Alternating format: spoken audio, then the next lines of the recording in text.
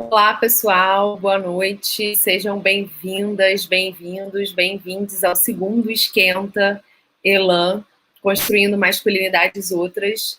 Eu sou Isabela Souza, eu estou na diretoria do Observatório de Favelas, faço essa entradinha aqui antes da melhor parte começar para explicar e compartilhar um pouco com vocês o sentido dessa live e dessa programação. A Elan é a nossa Escola Livre de Artes do Observatório de Favelas. A gente desenvolve a partir do Galpão Bela Maré, em parceria com a produtora Automática, que é a nossa parceira no Galpão Bela Maré desde a origem e, enfim, a primeira exposição do Galpão, nossa dupla nessa utopia. E a gente organizou a primeira turma da Escola Livre de Artes ano passado, em parceria com a Escola de Artes Visuais do Parque Lage. Colocamos essa filha no mundo, e a escola é temática. Então, ano passado, a gente conversou sobre o nome que a gente dá às coisas. Essa foi a questão que permeou a escola, a turma, durante todo o processo formativo e que também foi o principal gancho para a exposição. Esse ano, a Elan é temática e o tema da Elan é Construindo Masculinidades Outras. A gente está muito feliz e muito grata pela chance de construir essa turma 2020-2021, que foi adiada para 2021 por conta da pandemia do novo coronavírus, com Global Grace Brasil. E Global Grace é um projeto, uma pesquisa-ação internacional mobilizada por um fundo de pesquisa britânico e liderada pela Universidade de Goldsmith, que está acontecendo concomitantemente em 5 países do sul global: México, Brasil, Filipinas, Bangladesh e África do Sul. E todos esses países estão pesquisando e produzindo ações que criam um campo de reflexão e de produção artístico, debatendo a equidade de gênero. E no Brasil a gente está construindo isso a partir das lentes das masculinidades, desde 2018. Essa é uma parceria no Brasil mobilizada pelo Instituto de Relações Internacionais da PUC, pelo Instituto Maria João Aleixo, pelo Instituto Promundo e pelo Observatório de Favelas. Então, esse grande encontro mobilizou a Elan 2020/2021, que a gente teria feito no início do ano, não fosse a pandemia do novo coronavírus.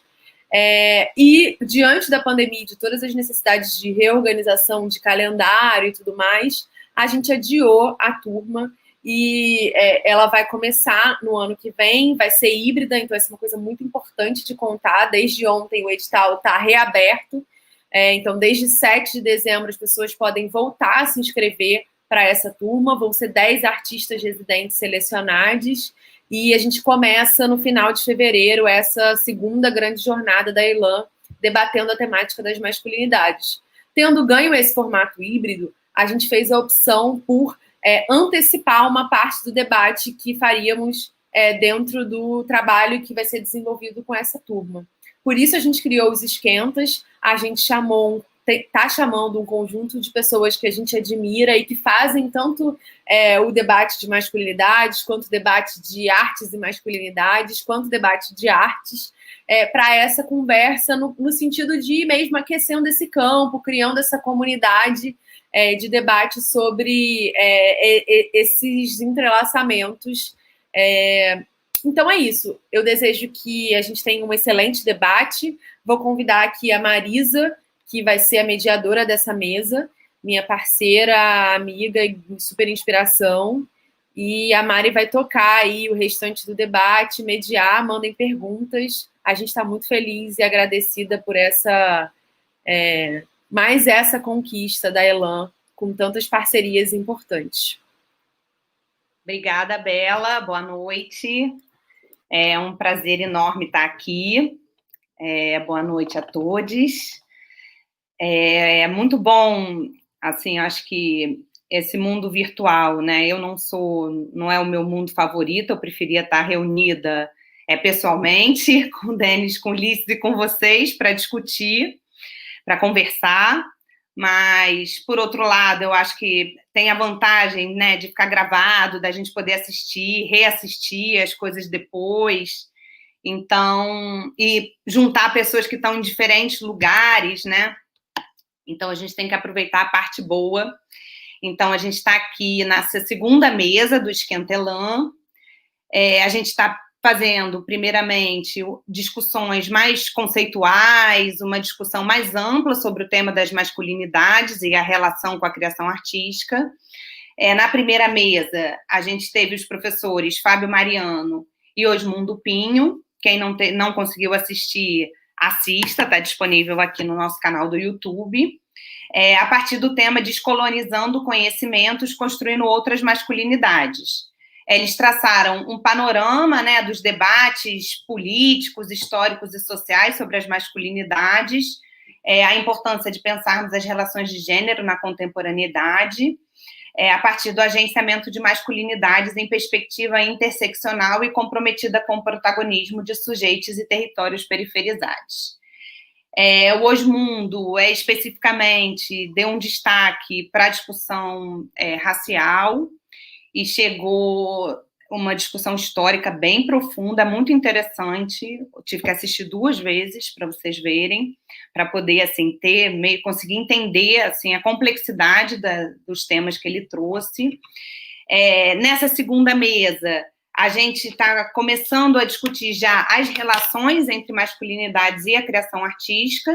A gente chamou essa mesa de Corpos e Masculinidades no Processo de Criação Artística 1, né? Então, a gente vai ter mais uma outra mesa em janeiro com esse mesmo tema, para aprofundar, né? Devido à importância desse tema para a escola, né? Seria, de fato, a gente está preocupada aqui nessa segunda turma da Elan, nas relações entre masculinidade e a criação artística. A gente tem conosco, hoje à noite, o Ulisses Carrilho e o Denis Novaes. Cada um deles vai falar meia hora, e depois a gente vai abrir para os debates. A gente pede para as pessoas deixarem as perguntas por escrito aqui no chat, e a gente vai organizar aqui ao final para passar para eles. Vou fazer uma breve apresentação deles e imediatamente vou passar a palavra para eles. O Ulisses o gaúcho, curador da Escola de Artes Visuais do Parque Lage, né? Então, ele vive aqui no Rio de Janeiro, é ex-aluno da escola. Ele é pós-graduado em Economia da Cultura pela Federal do Rio Grande do Sul, estudou Comunicação Social e Letras. A sua pesquisa, né? Ele trata de vários assuntos diferentes, mas eu vou focar aqui no assunto que nos interessa, né? Sua pesquisa mira críticas à lógica de produtividade do capitalismo, interessado por manifestações de insubordinação, desobediência e indisciplina na interseção das artes e da educação, lançando mão dos estudos queer numa pesquisa em torno da recusa à norma e da intimidade. Desde 2018, coordena a interlocução o Programa de Formação e Deformação EAV Parque Lage. O Denis é doutor pelo Programa de Pós-Graduação em Antropologia Social do Museu Nacional e mestre pela mesma instituição. Foi pesquisador visitante no Departamento de Música da University of North California. Atualmente, dedica-se ao estudo do funk e sociabilidades em favelas cariocas. Também é co-criador do festival Favela Sounds, que reúne artistas de periferia do Brasil e do mundo. Então, vocês veem que os nossos 2 interlocutores têm muito a contribuir sobre o tema. A gente preparou algumas questões para iniciar o debate. Eu vou falar só as do Ulisses agora, e aí, quando o Denis for falar, eu falo as questões que a gente apresentou para ele para iniciar esse debate. Então, a partir do tema Descolonizando, Construindo Outras Masculinidades, a gente convida Ulisses e o Denis a proporem um diálogo sobre a arte como um campo transformador das relações sociais e da desnaturalização das normas, padrões e pactos de gênero em perspectiva interseccional e comprometida com o protagonismo de sujeitos e territórios periferizados. Então, o que a gente falou para o Ulisses, né? Pensar as masculinidades tem sido, nos últimos anos, uma importante agenda dos estudos de gênero. Talvez possamos dizer que trata-se de um tema emergente, ainda mais quando essas reflexões estão dirigidas para a produção artística. Porém, historicamente, temos um conjunto de pesquisas e produções artísticas nas quais a desnaturalização das relações sociais e dos papéis, performance e normas de gênero estão em questão, muito antes mesmo disso ser trazido como uma discussão teórica, né?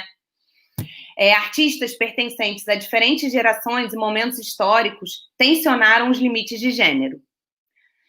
Ulisses, você poderia nos apresentar como essa produção atravessa o teu pensamento como curador? E falar das tuas percepções sobre como a arte vem abrindo caminhos para a construção de novas perspectivas em torno das possibilidades de pensarmos outras masculinidades? Com vocês, Ulisses Carrilho. Obrigada, Ulisses.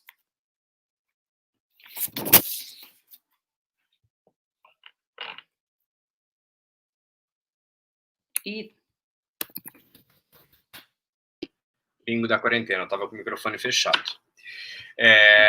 Marisa, mas muito obrigado pela receptividade, pela apresentação calorosa e carinhosa. Agradeço ao Denis pelo acompanhamento aqui nessa mesa hoje. Tenho certeza que o diálogo vai ser super profícuo, nutritivo. Adorei a intersecção, vou adorar ouvir um pouco mais sobre o funk.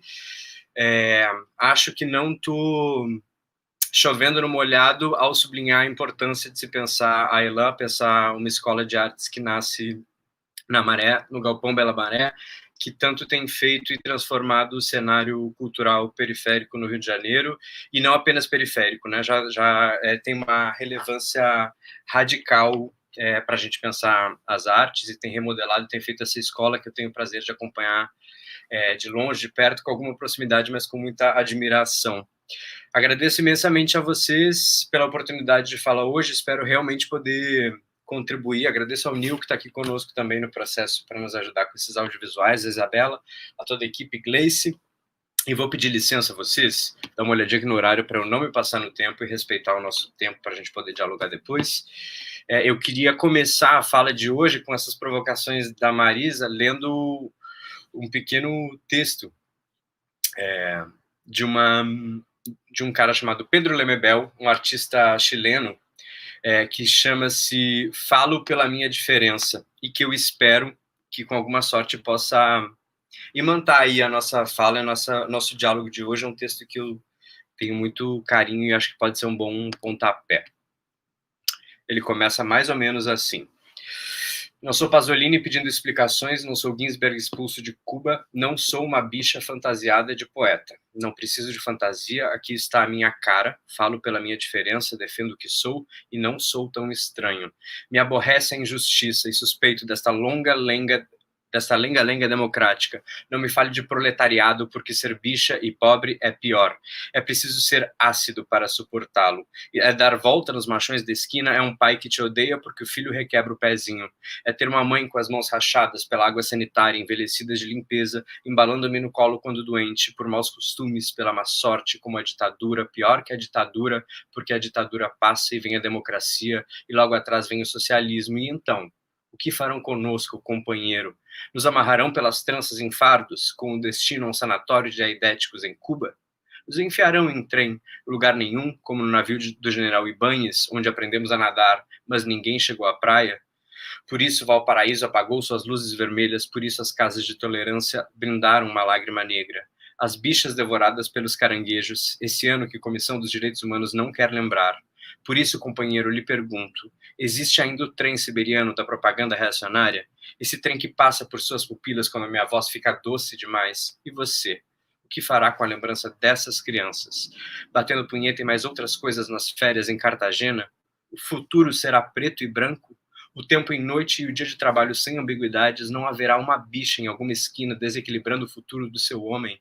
Não nos deixarão bordar de pássaros as bandeiras da pátria livre? O fuzil fica com você, que tem sangue frio.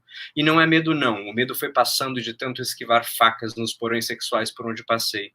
E não se sinta agredido, se lhe falo dessas coisas e olho para seu volume dentro da calça. Não sou hipócrita. Acaso as tetas de uma mulher não desviam seu olhar? Você não acha que sozinhos na serra alguma coisa haveria de nos ocorrer? Mesmo que depois sinta ódio de mim por corromper sua moral revolucionária, você tem medo de que se homossexualize a vida? E não falo apenas de enfiar e tirar, tirar e enfiar, falo de ternura, companheiro.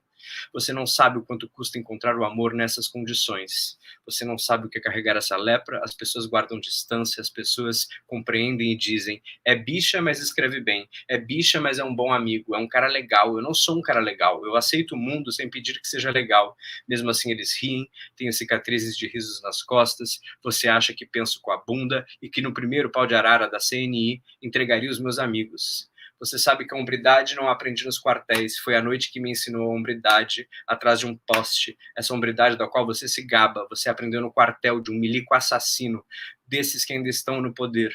A minha hombridade não ha recebido partido porque foi rejeitado com risadinhas. Muitas vezes aprendi a minha hombridade participando na dureza desses anos. E riram da minha voz de bichinha que gritava: já vai cair, já vai cair. E mesmo que você grite como homem, ainda não consegui mandá-lo embora. Minha hombridade foi a mordaça, não foi ir ao estádio e brigar a socos por causa do Colo-Colo.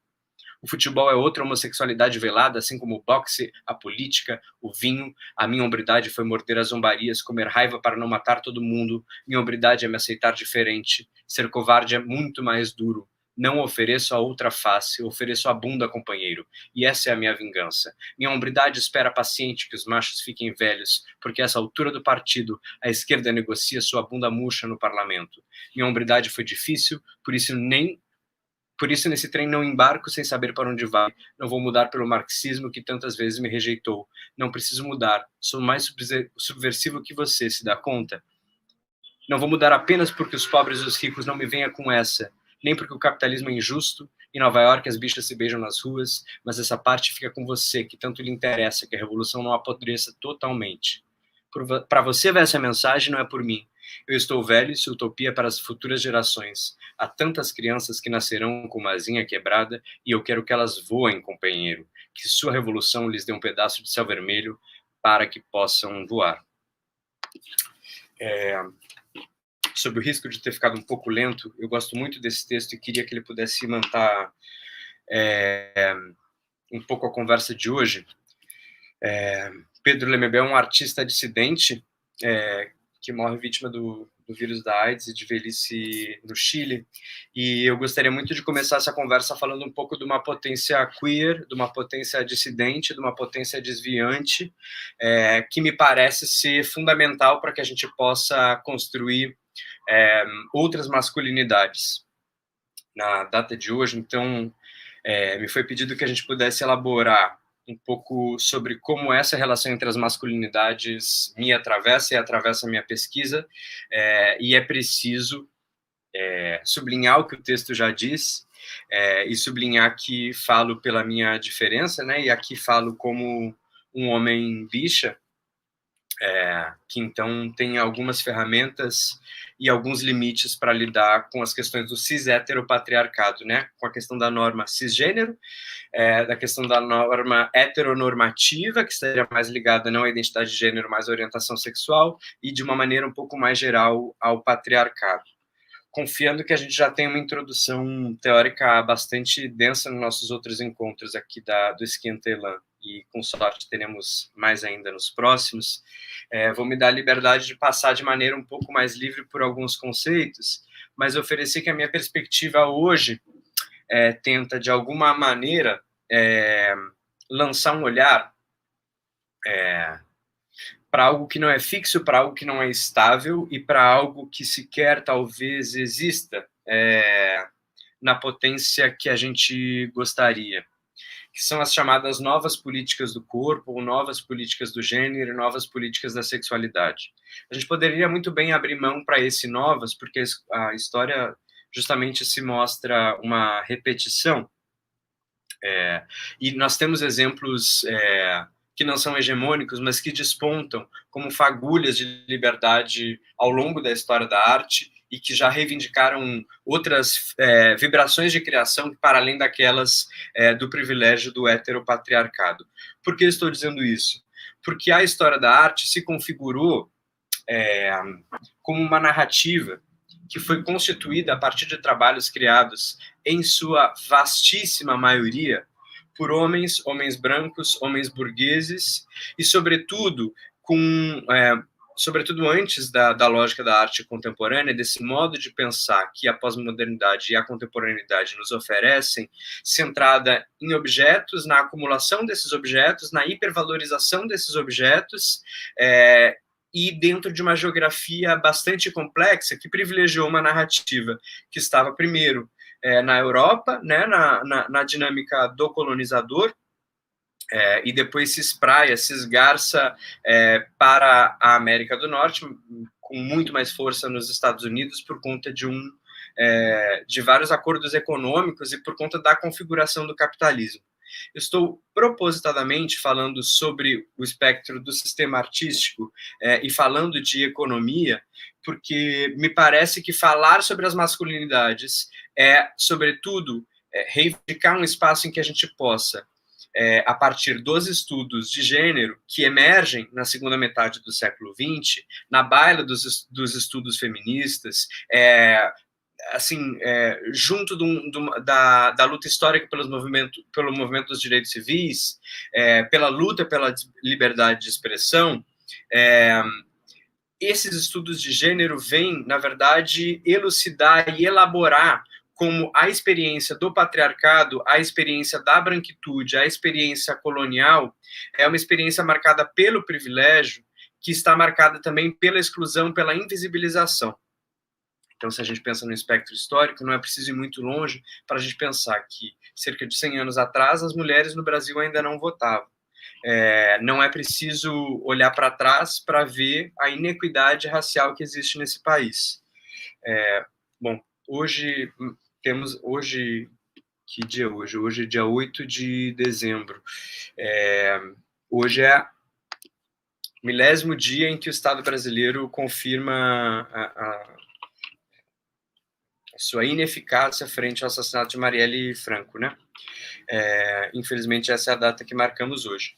Então, essas questões que Marisa introduziu ali como questões interseccionais, são questões que vão marcar aqueles que têm ou não o direito de criar, aqueles que têm ou não a possibilidade de enunciar que projetos imagina, que projetos cria, que projetos pode realizar. A criação, até hoje, ela é tida na nossa sociedade como um privilégio. E, inclusive, mesmo quando a gente esgarça as possibilidades daqueles que são artistas, seria muito interessante que a gente fizesse uma outra reflexão, que a criação ela é um dado cotidiano.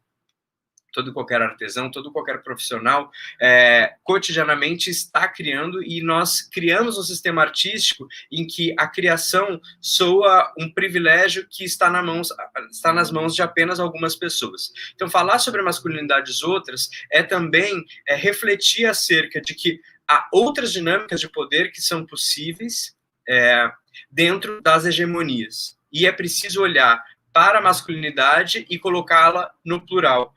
A Marisa também fez uma lembrança sobre o outro ciclo da Elan, que passava por um nome que a gente dá às coisas. Isso, de alguma maneira, fala sobre as coisas, mas também está de uma maneira muito íntima, numa reflexão sobre a linguagem. E é interessante que a gente pense que a linguagem informa, a linguagem pode representar as práticas artísticas, mas a linguagem também tem um poder dentro da nossa sociedade de criar possibilidades para as nossas práticas e para as nossas vidas cotidianas. Então, vejo com muita importância que a gente marque o plural do termo as masculinidades, para que a gente entenda que essas experiências são mais plurais e que é possível pensar em transmasculinidades, que é possível pensar nas masculinidades dos homens bichas, possível pensar nas masculinidades lésbicas, e hoje aqui não gostaria de exatamente entrar dentro de um debate acerca das identidades, ou seja, acerca da identidade de gênero,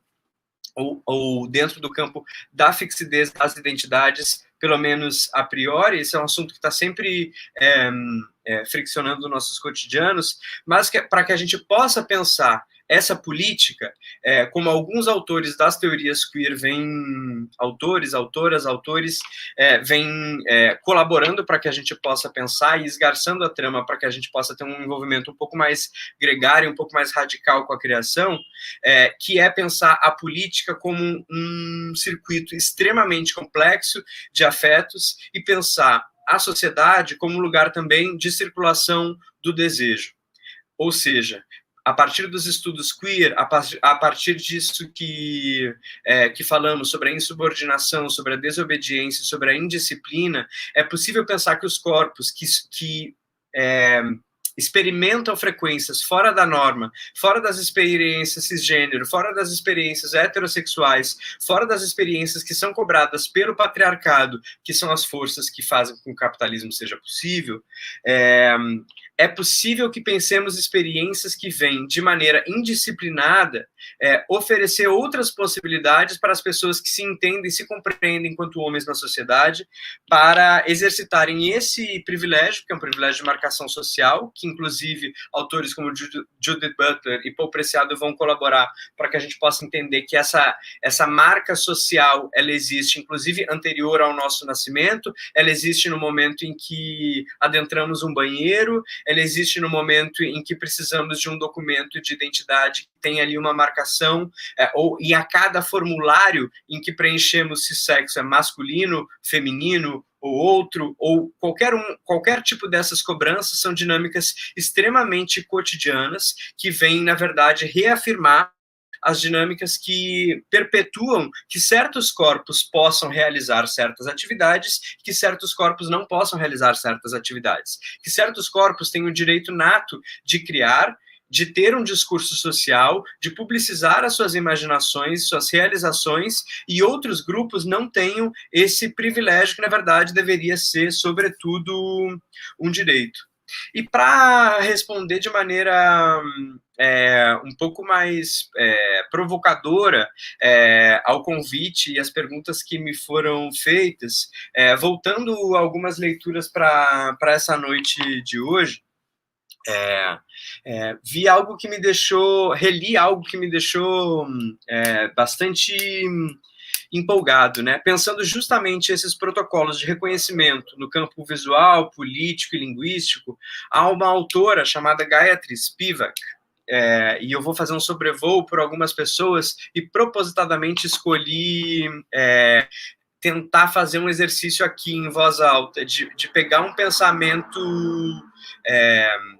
que versa para além da norma, mas que está para além das nossas realidades aqui no Brasil, para justamente que a gente possa dialogar sobre quais são as potências, os limites desses estudos que surgem para fora do Brasil, dentro de uma realidade brasileira, dentro de uma realidade de desigualdade racial, dentro de uma realidade de desigualdade social, dentro de uma realidade de perpetuação da desigualdade entre os territórios, dentro de uma realidade em que temos um presidente genocida, dentro da realidade das vias militarizantes que vem condicionando a nossa maneira de pensar, a nossa maneira de dialogar entre nós, sobretudo para além desse momento de pandemia. E essas autoras vêm nos lembrar, a Gayatri Spivak vem nos lembrar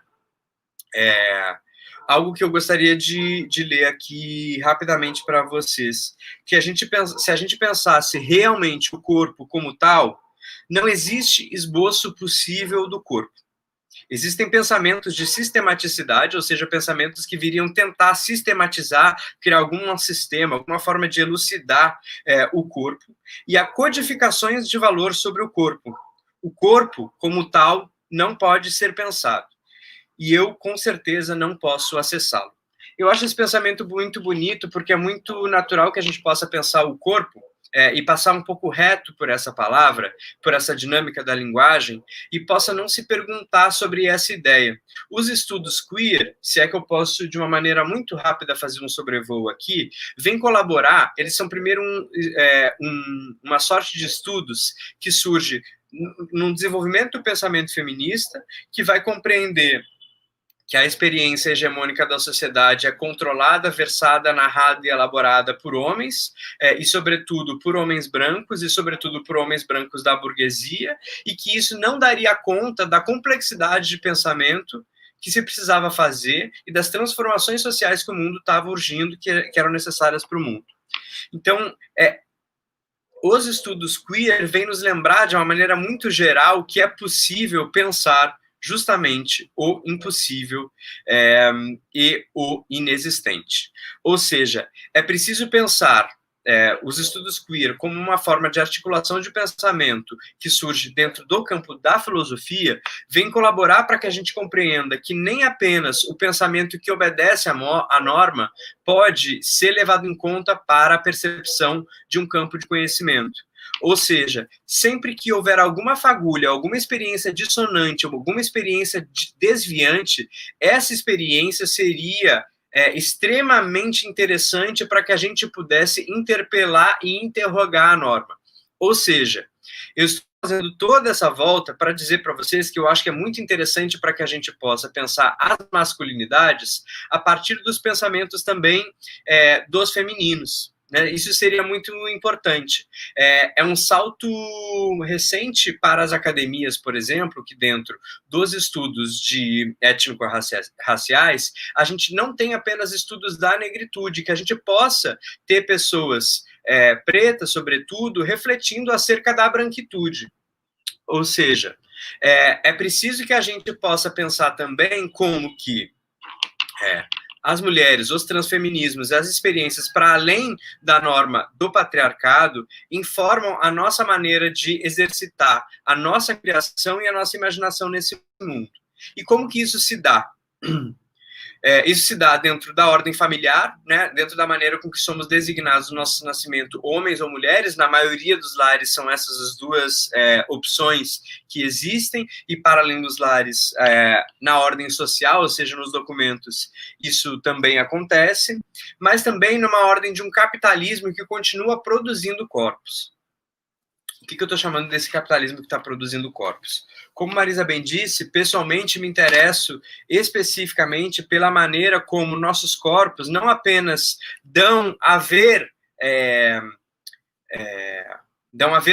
como eles fazem funcionar as dinâmicas do capitalismo, da produção e essas engrenagens, como também algo que vem na baila desses estudos feministas, desses estudos queer, que é a compreensão um pouco mais radical de que esse capitalismo transforma esses corpos.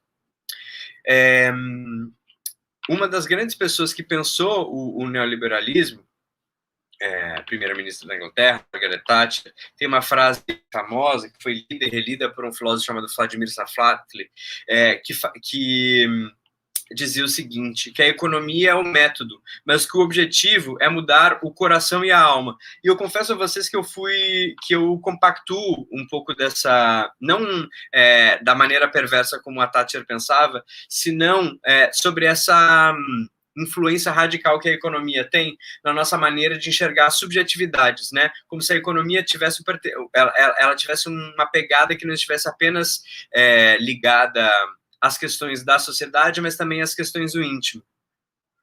E é preciso que a gente pense que o Estatuto dos Corpos hoje, no neoliberalismo, vivem a ascensão de uma plasticidade mercantil. Ou seja, estamos sendo cobrados a formar e deformar os nossos corpos dentro de uma lógica que obedece à farmacopornografia. Esse é um termo um pouco mais difícil, mas que é pouco apreciado quem usa, mas também a gente poderia citar a artista Orlan, que vem dizer que o corpo é obsoleto, dentro dessas plasticidades, para dizer que uma visão naturalizante do corpo, ou simplesmente biologizante do corpo, e que não passe pelas perspectivas culturais que elucidem sobre o que é esse corpo, não vão nos fazer chegar num pensamento que se aproxime da maneira insubordinada como precisamos pensar as masculinidades. Então, é preciso que nós maximizemos de alguma maneira, que a gente aumente o volume dessa nossa consciência crítica, penso eu, sobre como nossos corpos são produzidos e produzem artefatos para essa sociedade, para que a gente possa pensar a criação não a partir apenas das questões que interessam aos sujeitos que se entendem artistas, senão a criação no espectro um pouco mais alargado da nossa sociedade. Ou seja, como nós criamos e recriamos as masculinidades, as experiências masculinas no dia a dia, e como nós criamos e recriamos os corpos na nossa sociedade, no nosso dia a dia. de uma maneira muito geral, isso também vem corroborar para um pensamento de que esses corpos são corpos fadigados, né, são corpos que já estão cansados, que estão sendo ostensivamente explorados, não apenas na sua força de trabalho, mas também na sua força erótica. A partir do momento que as nossas libidos, que os nossos gozos, que os nossos desejos, que a nossa maneira de reivindicar prazer e de exercitar essa coisa tão radical que é o gozo, o erótico na sociedade, a partir do momento que isso é capturado, estamos com toda a nossa economia libidinal, com toda a nossa produção de sujeito sendo capturada também. Então, de uma maneira muito geral, para não ultrapassar o tempo que me foi concedido aqui para essa fala inicial, queria colaborar, então, com essa perspectiva, né, de maneira propositada, numa compreensão de que, mesmo para que entendamos a história da arte, e a maneira como a história da arte vem perpetuando os arquétipos dos sujeitos que se entendem como homens, é preciso que a gente não olhe apenas para as questões do universo da arte, mas que olhemos para sistemas econômicos e sistemas de pertencimento social que vêm dizendo que são sujeitos apenas na nossa sociedade homens brancos e burgueses. Não à toa, a Declaração dos Direitos do Homem, né, que falava em um homem universal, reivindicava essa posição. E é preciso que a gente interpele, então, por essas possibilidades que estão para além da norma, que estão para além da obediência, que estão para além da disciplina. Agradeço a vocês pela escuta dessa maneira inicial, um sobrevoo por várias questões que me interpelam, que me interessam, primeiro enquanto sujeito bicha, né, enquanto homem na sociedade, inclusive isso também numa compreensão de que todos os sujeitos devem também passar pelas suas experiências pessoais, mesmo para narrar as suas experiências de criação e de fruição econômica na sociedade. Então, agradeço pela escuta e vai ser um prazer escutar ao Denis agora.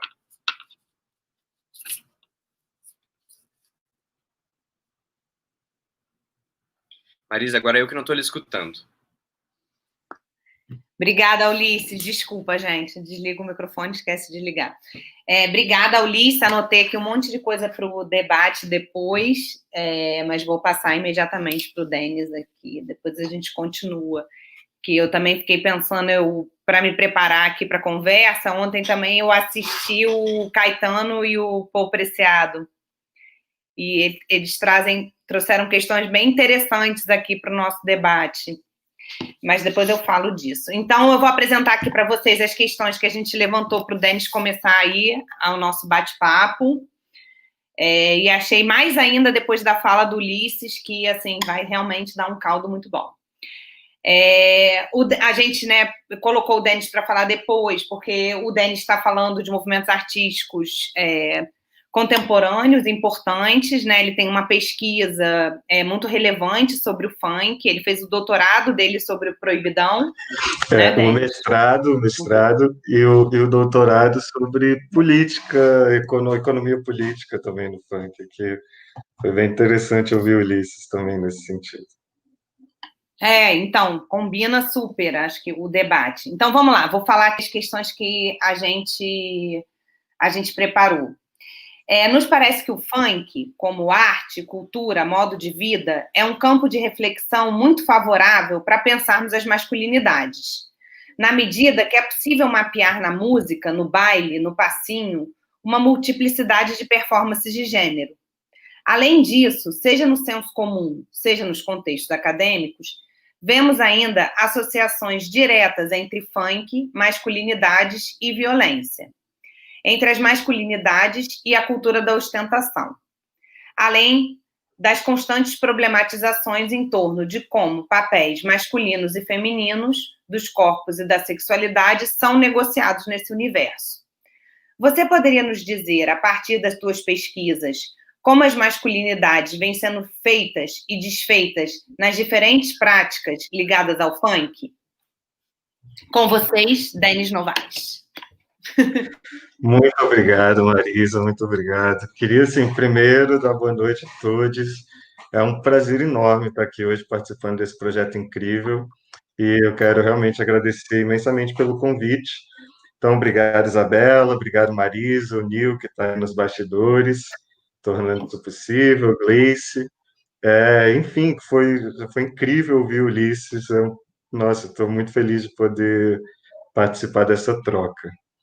E, enfim, além de parabenizar vocês da Elan e do Galpão Bela Maré pelo projeto, pela iniciativa, eu ainda assisti o último encontro com o professor Osmundo Pinho e com o professor Fábio Monteiro, e fiquei ainda mais entusiasmado, também ainda mais nervoso, porque foi um debate incrível que me deixa, enfim, ainda mais honrado de estar aqui hoje.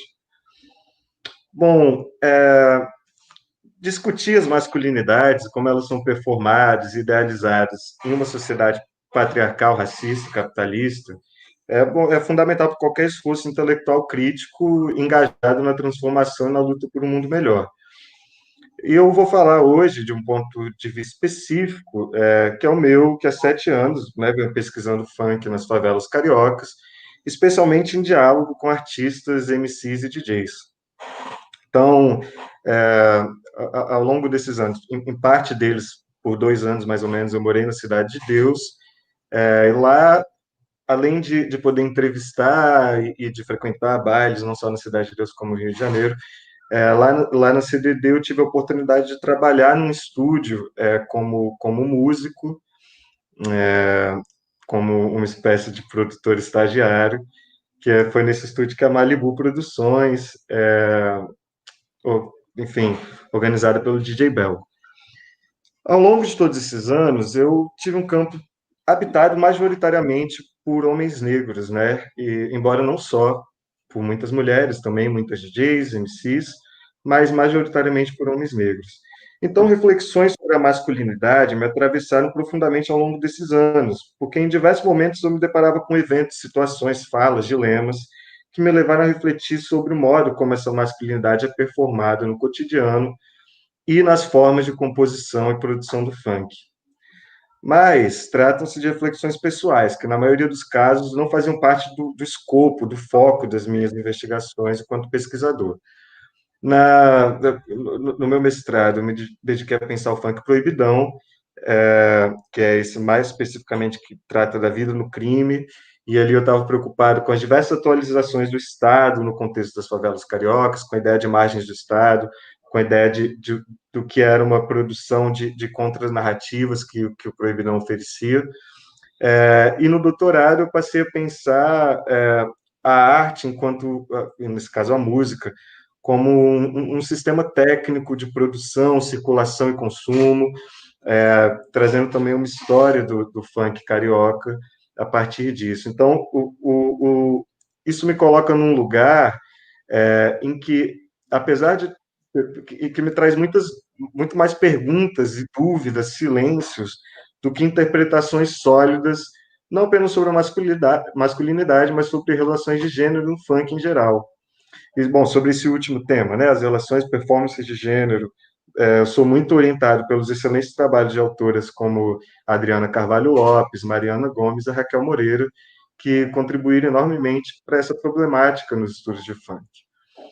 Então, o fato de que a questão da masculinidade tenha me atravessado cotidianamente no campo, também como um homem negro, em meio a outros homens negros, mas esse não era o escopo do meu trabalho, e não foi algo discutido com os meus interlocutores e as minhas interlocutoras. Então, isso quer dizer que isso não foi verbalizado, debatido, refletido em conjunto com as artistas e os artistas no meu campo. Isso coloca algumas questões éticas e epistemológicas para o tipo de abordagem que eu vou fazer também enquanto antropólogo, né? Para pensar o que são as masculinidades no funk e as masculinidades possíveis, outras, que é o tema também do nosso encontro. Porque isso quer dizer que eu também não posso me colocar, ou não seria necessariamente a melhor das posições, num lugar de olhar por cima dos ombros dos meus interlocutores e fazer inferências apenas acerca de como o funk reitera um padrão hétero, cis, normativo, etc., embora a gente saiba que isso ocorra e é um atravessamento importante. Então, eu vou tentar trazer o meu debate a partir de 2 momentos diferentes da minha pesquisa. primeiro a partir do Proibidão, e posteriormente algumas questões sobre arte e os desafios para a gente pensar a representação e a arte como esse lugar que apresenta outros futuros e, consequentemente, outras masculinidades possíveis. Então, quando eu comecei a minha pesquisa sobre Proibidão, acho que a primeira coisa que saltava aos olhos é o fato de que é um subgênero do funk que trata da vida no crime, da guerra de facções, da violência cotidiana nas favelas cariocas. É um subgênero cantado majoritariamente por homens, em que a questão da violência e também um germe da ostentação que foi surgir como um subgênero a partir dos anos 2010, já estavam presentes ali no Proibidão. Então, uma série de dúvidas pairavam na minha cabeça quando eu escutava aquelas músicas antes de conhecer os artistas que as produziam, né? E uma vez olhando de perto e acompanhando o cotidiano desses artistas, uma série de coisas se coloca, enfim, que desafiam alguns dos estereótipos ou preconceitos iniciais.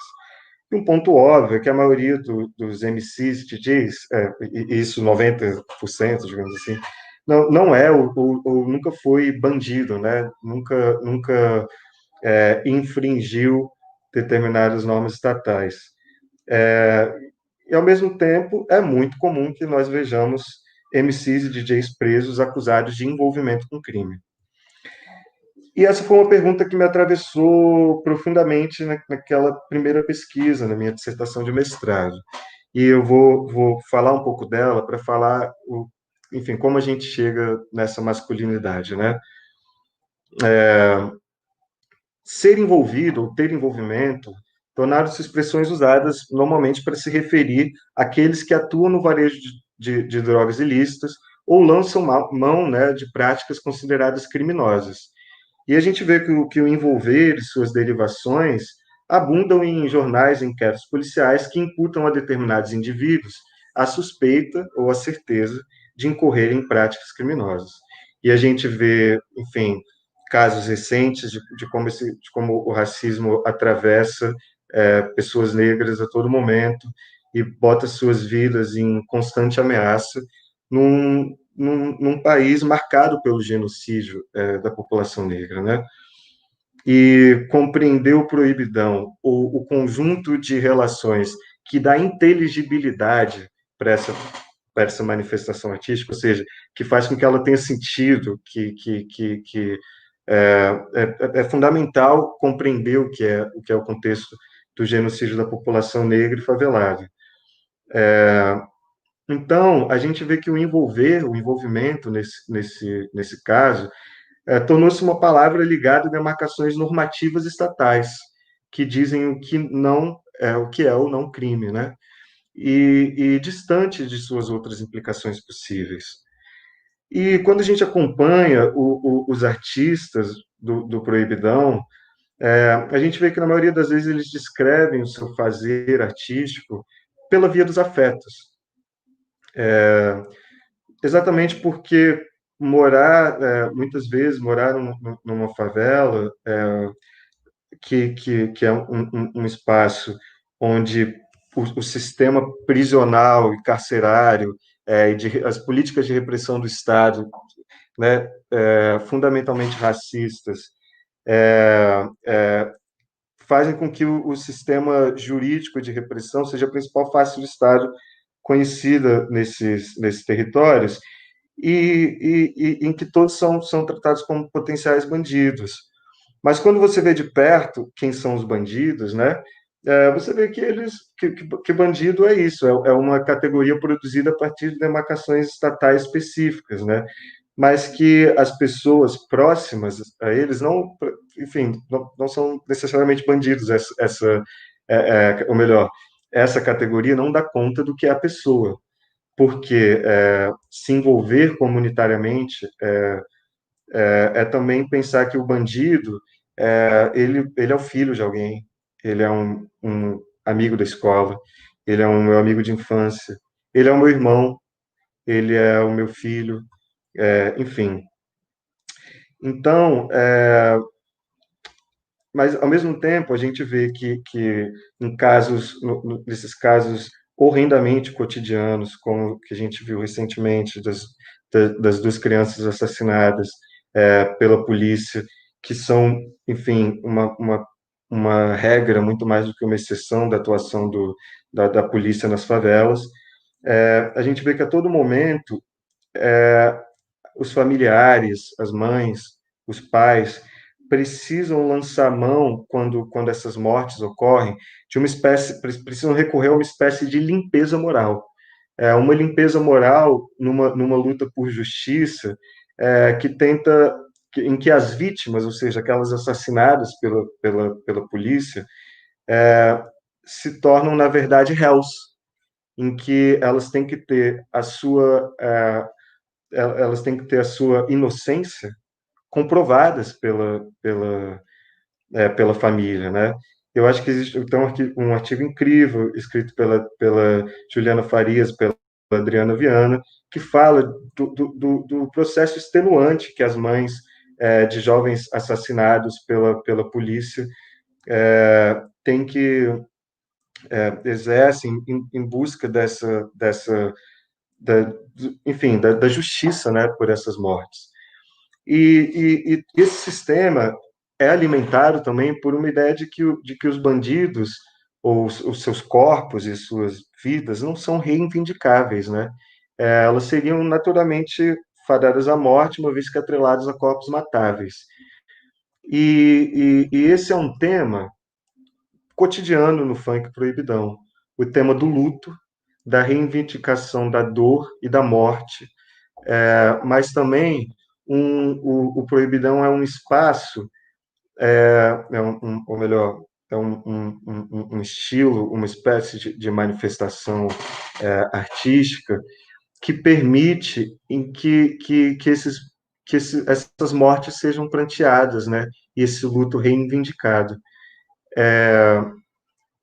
E aí, esse luto, na verdade, no caso dos bandidos, né, a gente está falando majoritariamente de homens negros favelados.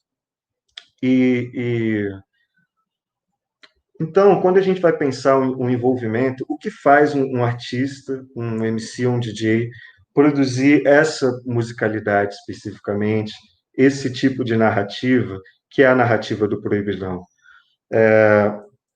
que é o lamento de mortes, é o lamento de pessoas, é a reivindicação também de vidas, né?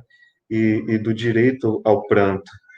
É um tipo de envolvimento que vai além do que essas demarcações estatais tendem a dizer, né?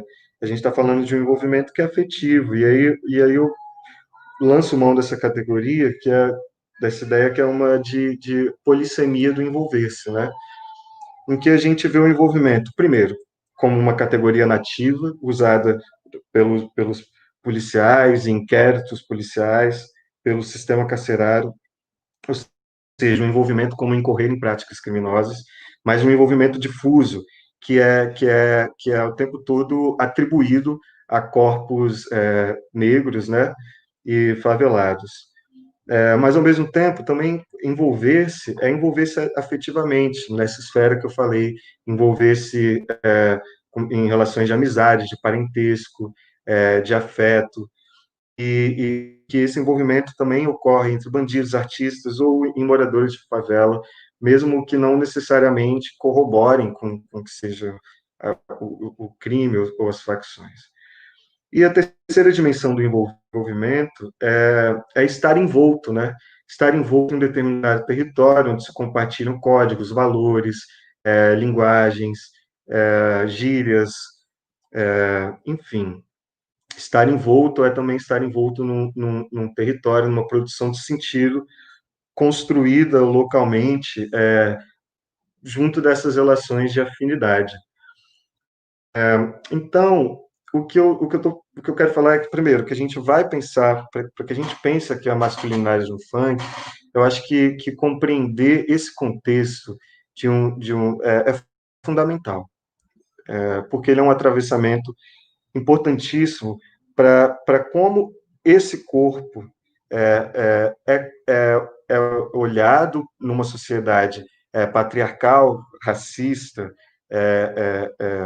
e capitalista, e como esse corpo constantemente tem sobreviver para esses homens é um ato de rebeldia, né? Enfim, eu pensei em mostrar uma música aqui, na verdade, que eu vou trazer, que fala muito sobre o que é do que é uma música que, ao mesmo tempo, reforça uma série de padrões de gênero, né? Descreve e, ao mesmo tempo, produz uma ideia de homem negro favelado. Eu vou compartilhar aqui a tela, vou compartilhar pelo menos alguns primeiros minutos.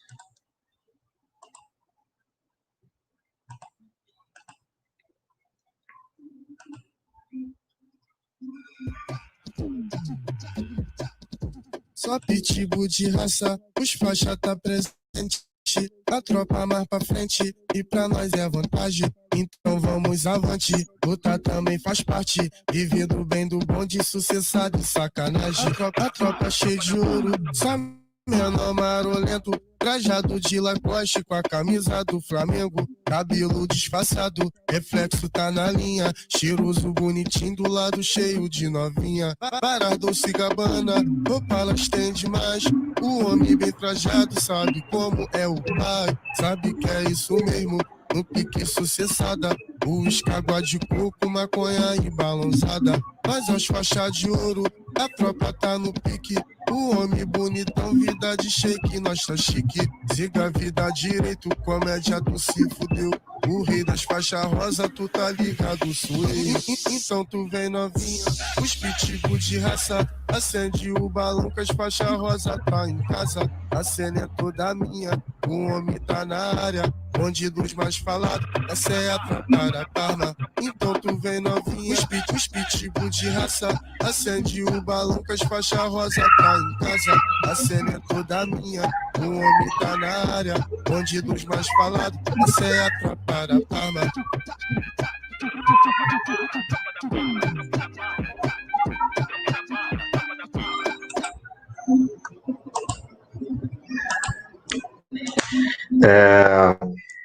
Bom, essa música, enfim, a gente vê em toda a ideia do que então são gírias muito populares nas favelas cariocas recentemente, do que é o pitbull, do que é a faixa rosa, que é como se refere a mulheres faveladas, etc.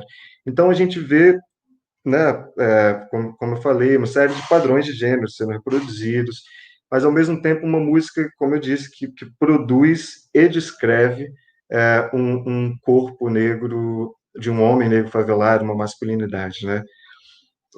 Mas é óbvio, ou ao menos deveria ser óbvio, que o reforço de estereótipos de gênero não é uma característica particular do funk, mas de diversas manifestações artísticas, desde novelas, filmes e outros gêneros musicais no Brasil e no mundo. O que me interessou, a princípio, nessa música é que ela, estilisticamente, guarda muitas semelhanças com Proibidão, enquanto subgênero, no estilo de canto e de composição, na ostentação de bens materiais, e também no modo como reitera determinados padrões de gênero, né? Apesar disso, ela não faz referência ao mundo do crime, nem à guerra de facções, confrontos com a polícia, nem a um ethos guerreiro de um homem violento, para recorrer a uma noção que a Fátima Setito utilizou em seus trabalhos sobre as galeras funk nos anos 90. A única referência à luta que essa música faz me parece ocupar um lugar de sentido existencial, quando ele fala, então vamos avante, lutar também faz parte, viver do bem, do bom, de sucessar e sacanagem. É um ir avante, né, que lutar faz parte da vida, ainda mais num contexto hostil, onde a vida está constantemente colocada em risco.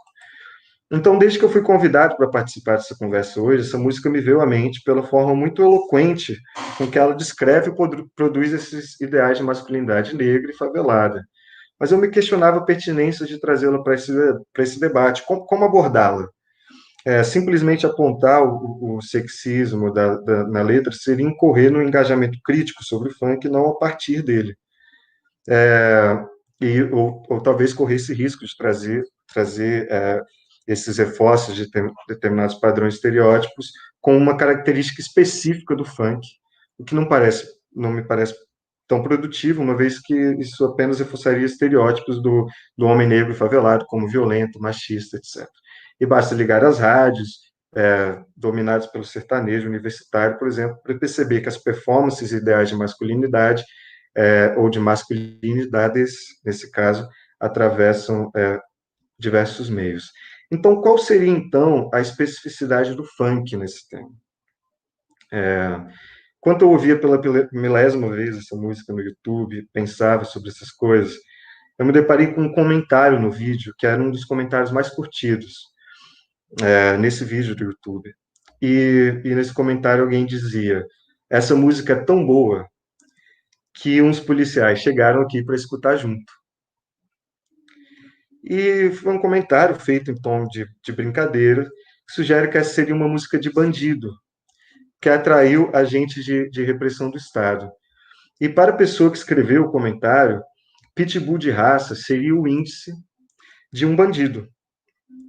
Mas esse bandido, a que o comentário faz referência, tem cor, classe social, e mais do que isso, um corte de cabelo, um tipo de roupa, uma forma de andar, e além, é claro, um som, né, que é o funk. E além do preconceito embutido nesse comentário, o que me impressionou foi a diferença entre esse olhar e o meu próprio, como pesquisador que morou e conviveu cotidianamente nas favelas cariocas com outros homens negros. E desde a primeira vez que eu escutei Pitbull de Raça, eu lembrei de muitos amigos favelados que eu fiz ao longo de todos esses anos. E para mim, essa música é uma música que fala de sonho e que se aproxima de um mantra. O mantra seria uma palavra, um verso pronunciado segundo prescrições ritualísticas e musicais, tendo em vista uma finalidade mágica ou o estabelecimento de um estado contemplativo. Então, ela não apenas descreve um determinado tipo de masculinidade, como o cabelo disfarçado, o reflexo na linha, cheiroso e bonitinho, mas também o que deseja para esse homem que precisa lutar e seguir em frente diante de uma sociedade que torna sua própria sobrevivência um ato de rebeldia. Esse corpo generificado é simultaneamente descrito e produzido pela música e revela também uma estética, uma ideia de beleza contra-hegemônica em uma sociedade que tende a vê-lo como violento criminoso. O que eu quero dizer aqui é que a música, como fruto de um processo criativo do artista que a compôs, simultaneamente reitera e subverte normas hegemônicas de raça, classe e gênero. Mas a pergunta que motiva o nosso encontro hoje é justamente outras masculinidades possíveis. E essa ideia de masculinidades possíveis deve justamente um posicionamento no futuro, um futuro do vir a ser, onde determinados padrões sexistas não sejam reiterados. Enfim, e por isso eu digo heteronormativos, cis normativos, enfim. Então, quais os caminhos para instigar a existência de novas masculinidades? Como engajar mantras como o pitbull de raça no movimento de construção dessas outras masculinidades possíveis? Eu não tenho resposta para essa pergunta, mas eu queria encaminhar uma fala para uma reflexão sobre o lugar ambíguo da arte nesse processo. Eu queria saber quanto tempo eu ainda tenho, gente. Me desculpa que eu me perdi um pouco. Ok, já fiz 6 minutos, tá? Tá, vou tentar ser bem breve aqui e deixar o resto da discussão para as perguntas, embora era aí que eu queria chegar mais especificamente. Há uma coisa que eu achei incrível no que o Ulisses trouxe. Ok, obrigado, Marisa. Há uma coisa no que o Ulisses trouxe que eu achei muito importante, que a gente entendesse esse lugar de uma economia e do circuito de produção da arte. porque os movimentos, ao mesmo tempo, o movimento de pensar a arte como representação, ou uma representação que diz o que é o homem negro, por exemplo, é um movimento complexo com o qual a gente tem que ter muito cuidado. E qual é esse lugar da arte de tanto reiterar quanto de subverter movimentos hegemônicos, né, em vários níveis. E aí eu queria trazer uma reflexão, por exemplo, no início do funk, nos anos 90, a sexualidade, por exemplo, não era tematizada da mesma forma como passou a ser nos anos 2000. Na era dos festivais, o que a gente via eram aqueles funks que enalteciam as favelas, que falavam de diversos territórios, que enalteciam os bailes funk, em que a sexualidade não era tematizada da forma como veio a ser a partir dos anos 2000 na putaria. Quando a gente ouve, a partir dos anos 2000, com um movimento que trouxe grandes artistas como David Tigrona, Tati Quebra-Barraco, Valesca, que foram fundamentais para subverter na música popular brasileira em geral uma série enfim, para subverter em muitos sentidos o lugar da mulher e da sexualidade feminina. A gente também vê outros artistas como Bonde do Tigrão, Havaianos, que tratam a sexualidade de uma forma bastante, enfim, machista, né, em muitos contextos. E quando a gente compara a ausência dessas temáticas, a gente tem muitos funks nos anos 90 que falavam contra a violência contra a mulher, e isso some a partir dos anos 2000, a gente pensa, poxa, mas é uma pergunta, o funk se tornou mais machista nesses anos? Eu estou falando isso de uma forma bem rasa, mas eu quero chegar a um lugar. Será que com o passar dos anos, as favelas, ou os homens favelados se tornaram mais machistas? E há, na verdade, ou não na verdade, mas junto dessa reflexão do que é o cotidiano de uma sociedade atravessada por ideais patriarcais de relações de gênero, mas, por outro, há também uma economia por onde uma economia de estilos de produção da música e que altera profundamente o modo como a arte é pensada e produzida. O movimento da putaria tem a ver com uma série de transformações no funk, o surgimento da putaria nos anos 2000 tem a ver com uma série de transformações que trouxe não só o funk das mãos de médias gravadoras como Furacão 2000, para ser produzido principalmente nos bailes de favela e a partir dos bailes de favela. Junto disso, trouxe uma participação muito maior das mulheres, né? E, ao mesmo tempo, trouxe uma nova temática e estilo de abordar, e que muitas vezes contrasta com o que são as masculinidades cotidianas e os dilemas enfrentados pelos homens que eu conheci ao longo de todos esses anos em campo. E o que eu estou querendo dizer aqui, eu quero fazer uma breve referência a Bell Hooks, antes de terminar, quando ela vai pensar enfim, a questão da masculinidade negra, e ela fala como essa masculinidade era trabalhada tanto pelas representações artísticas, quanto pela academia, de uma forma unidimensional, né, que tratava o homem negro como como uma espécie de castrado, que não conseguia exercer os seus ideais patriarcais numa sociedade racista.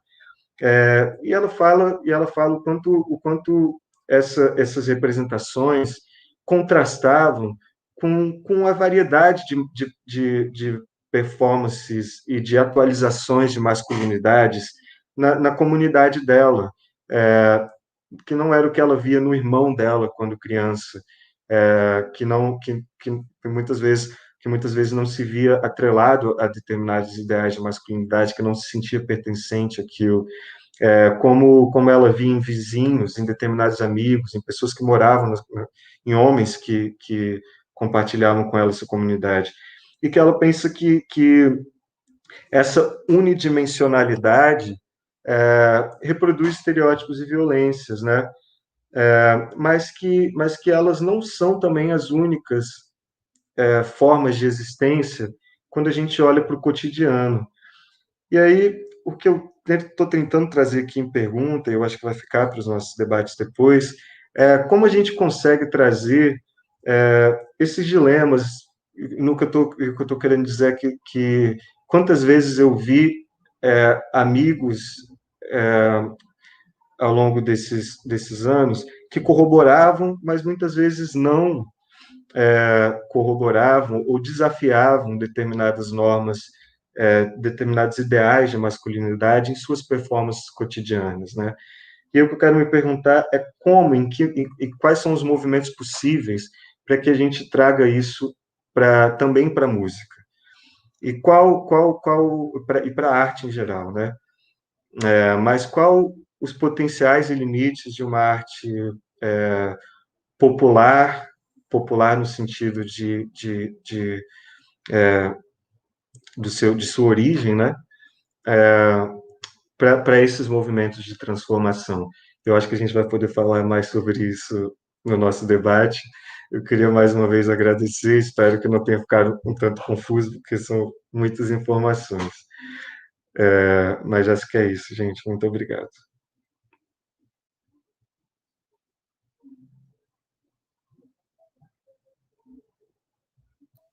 Obrigada, Denis. Então, vamos começar conversando, e aí eu vou começar aqui as perguntas pelas minhas questões aqui que eu preparei. E aí depois a gente abre, quem quiser perguntar, fica à vontade aí para escrever. Acho que foi muito legal. E eu queria falar assim, quando a gente foi se preparar aqui, e aí eu queria indicar para vocês, eu fui buscar aqui a hora que eu me ausentei, esse livro que chama Nó em Pingo d'Água, Sobrevivência, Cultura e Linguagem, organizado pela Adriana Lopes, que o Dani citou, que tem um trabalho importante sobre funk, a professora Adriana Facina, e o Daniel Silva, e tem um artigo do Denis, aqui, do Denis e do Palombini, sobre... Ele está falando dessas narrativas proibidas e sobrevivências no subgênero do funk carioca, né? E aí, no começo, o Denis falou isso, né? O funk, ele tem vários subgêneros, né? Isso acho que foi se complexificando mais ainda com o desenvolvimento desse gênero, como um todo. Mas você trouxe algumas questões, né? Vocês trouxeram algumas questões nesse artigo que eu gostaria de chamar a atenção, sobre a fala dos MCs, que me chamaram muito a atenção. Por exemplo, uma fala do MC Mascote, que vai dizer assim, para mim não é proibidão. E como que ele vai justificar isso? Sabe quem está falando para vocês? Um dos maiores colaboradores do Estado, o MC, que canta proibidão. Para mim não é proibidão. Eu me considero um colaborador do Estado. Porque através do meu rap proibidão, vocês falam que é proibidão. Não julgo ninguém. A sociedade diz que é proibidão. Eu pude relatar, eu e vários MCs, o que acontecia aqui em cima. Eu chamei a atenção da autoridade. Eu chamei a atenção do Estado. Chamo a atenção aqui, estou lendo aqui conforme o texto. Olha só o que acontece aqui em cima. Socorre nós, meu irmão. Socorre nós. Senão, a gente vai ter que continuar batendo palma para isso aqui. Então, o que eles estão falando? Nada mais, né? Eu fiquei pensando sobre isso na fala de vocês, né? Porque eu acho que vocês dois trouxeram uma concepção materialista da arte e da cultura, que nada mais é do que entender em que contexto ela se insere e esse sistema também se move, né? Então, assim, uma realidade que é bárbara, onde se mata, a polícia mata criança, onde você tem uma realidade de violência muito grande, você vai falar de quê? Se a arte, né, em geral, ela vai expressar, vai tensionar, né, os nossos modos de vida, se você vive uma realidade de violência, é ela que vai aparecer. Então, não é parece que eles estão inventando a violência, que eles estão produzindo a violência. Na verdade, é o contexto onde essa manifestação acontece, né? E aí vão ter outras falas nesse sentido, que eu acho muito legal, que ele vai falando, né? Então, o Mascote está falando em relação às pessoas que vão criticar o proibidão, né? Aí uma pessoa que criticou o proibidão vai falar: você mora onde, moleque? Onde foi tua vida? Você morou onde? Você morou no morro? Você morou no morro? Você não morou no morro. Então é fácil meter o pau no rap dos outros. Eu tô contando, eu tô me relatando. Isso aqui não é proibidão, isso aqui é um relato, né? Então, assim, eu acho que em relação a essa da relação com a violência, eu acho isso muito interessante. Por que eu trouxe isso, né? Eu fiquei pensando assim, por um lado, eu fiquei pensando no passinho, enquanto você falava, Denis. Porque eu acho que o passinho, ele tensiona muito essa masculinidade não mais hegemônica, depois do Fábio, né? Mas essa masculinidade relacionada à violência, relacionada a essa coisa, o masculino como esse lugar, né, do forte. Eu acho o passinho tão feminino, e os meninos dançando passinho, e eles rebolam, e tem... Então, assim, eu acho que... inclusive, a Bela até lembrou aqui, a Global Grace acabou de fazer uma residência sobre passinho, onde está questionando isso. Então, acho que, do mesmo jeito que você falou, né, o funk reitera e subverte. É um lugar ambíguo. A arte como um todo é um lugar que reitera e pode reiterar e pode subverter. Então, eu consideraria o passinho um subjeto. Eu não entendo nada, assim, teoricamente, da discussão, não, tá? Mas, assim, eu fazendo uma leitura desse contexto, eu acho que o passinho, ele tensiona bastante esse lugar das masculinidades. Aí também o pessoal do Global Grace aí pode trazer uma contribuição mais sofisticada até que a minha, que foi muito intuitiva. Mas eu fiquei pensando assim, eu acho que o que é interessante dessa discussão, e aí eu queria pedir para você falar, e aí depois, acho que eu vou para vocês dois, porque acho que cabe os dois falarem, e daí depois acho que eu vou fazer a segunda pergunta, que é diferente, depois. Acho que vou fazer uma de cada vez. Porque eu fiquei pensando assim, eu acho que caberia a gente pensar, lembrando da outra escola, que é o nome que a gente dá às coisas, eu acho que quando a gente começa a tensionar esse lugar do que é a arte, porque, assim, quanto mais a arte, e aí, remetendo ao que o Ulisses falou, quanto mais separada a arte ela está da nossa vida, quanto mais ela é uma instância completa, mais separada, eu acho que ela é mais masculina, branca e heterossexual. Então, na medida que você aproxima a arte-vida, a tendência é você ter mais heterogeneidade, né? Então, se você for ver, por exemplo, o que é a história da arte? A história da arte é branca? Não, a história da arte que é oficializada, enfim, porque sempre existiu criação entre mulheres, entre bichas, entre pessoas pobres que não estão no cânone. O cânone que é branco, né, o burguês, e não a arte como um todo. A arte como um todo é totalmente diverso. O funk é arte. E aí eu acho que vocês podiam falar um pouco sobre isso, porque eu acho que tensiona a gente a refletir sobre o próprio conceito de arte. O que é arte?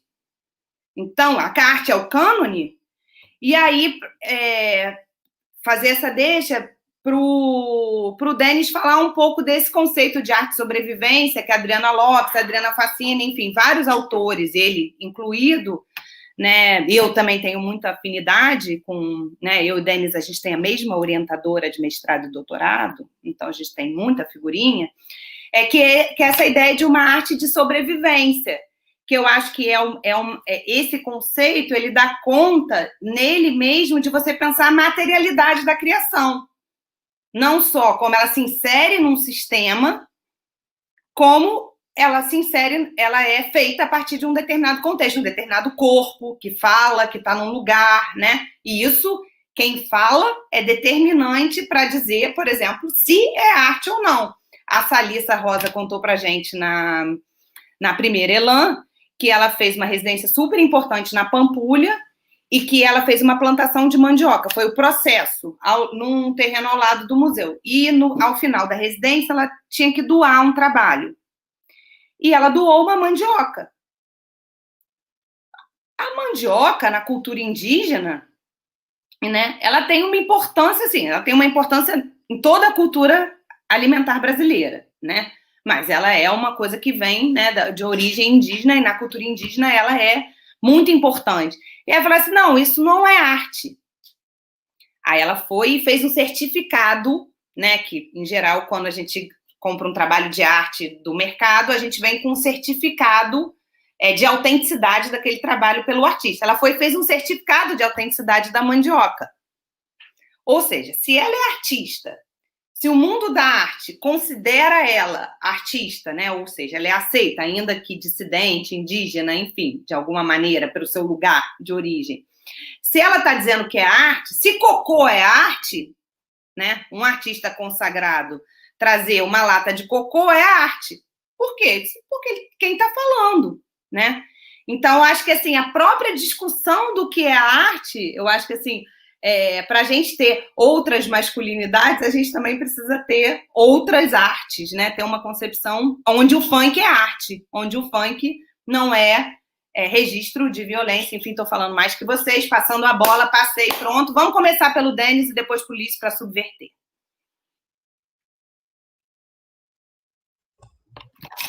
Gente, obrigado, Marisa. Foi ótimo, assim, ótimo suas questões e apontamentos. Então, eu tenho caminhado, eu vou chegar na coisa da arte de sobrevivência, mas eu tenho caminhado cada vez mais para uma ideia da arte como um sistema de ação. E nisso eu tenho sido muito atravessado pelo Alfred Gell, que é um antropólogo que tem pensado a arte a partir de uma teoria antropológica, e que quando a gente pensa a arte como um sistema de ação, a gente assume que a arte não é só algo que visa representar o mundo, mas que visa transformá-lo de diversas formas, né? E compreendê-la enquanto sistema é entender que ela é um sistema técnico. Como Alfred Gell diz, a arte seria uma espécie de tecnologia do encantamento, que nos faz ver o mundo real de uma forma encantada. Que esses processos técnicos são aprendidos em determinados contextos, né? E aí a gente está falando de formas de canto, formas de composição, que pode ser também traços de como pintar, de como fazer determinados trabalhos plásticos ou manuais. Arte, nesse sentido, é uma concepção alargada, porque um objeto de arte não é uma coisa, necessariamente. O objeto de arte é aquilo com quem o artista e o espectador estabelece uma relação do tipo arte. E aí, nesse sentido, o passinho é um objeto de arte, porque ele é uma técnica de encantamento, uma técnica do corpo, né? Em que inevitavelmente, eu acho que para qualquer pessoa com um senso estético, é uma arte, né? No sentido de uma tecnologia do encantamento. Antes de chegar no passinho, para a gente pegar um pouco dessa deixa que você deu sobre como o passinho também subverte padrões de gênero, eu quero contar uma história muito particular sobre, enfim, o funk, como você falou, o funk tem diversos subgêneros, então existem subgêneros como os raps Pede a Paz, que eram esses raps dos anos 90, que pediam a paz nos bailes. Existe a putaria, que fala de sexualidade de forma mais explícita, tem o proibidão, tem a ostentação. Então, a gente tem subgêneros diferentes. E a putaria, que surgiu ali na virada dos anos 2000, tem uma proeminência muito grande das mulheres nesse movimento, porque os homens normalmente estavam envolvidos nos bailes de briga, né? que ocorriam nos clubes pelos subúrbios. De modo que os bailes de favela eram espaços majoritariamente ocupados ali no final dos anos 90, eram majoritariamente ocupados por mulheres e jovens crianças, assim, né? Adolescentes. E por isso que quando a gente pensa na putaria, né, esse subgênero que fala de sexualidade, a primeira coisa que vem na nossa cabeça são várias mulheres que consagraram esse gênero. Mas a gente teve no mesmo contexto, pode ver que são muitos ali da Cidade de Deus, desde Tigrona, Tati Quebra-Barraco, Havaianos, Bonde do Tigrão. A gente vê que foi nesse contexto que surgiram os primeiros bondes de coreografias dançadas, e os primeiros bondes masculinos, em que essas coreografias, enfim, que mexiam com rebolar, com um determinado erotismo do corpo, do masculino, eram performadas ali.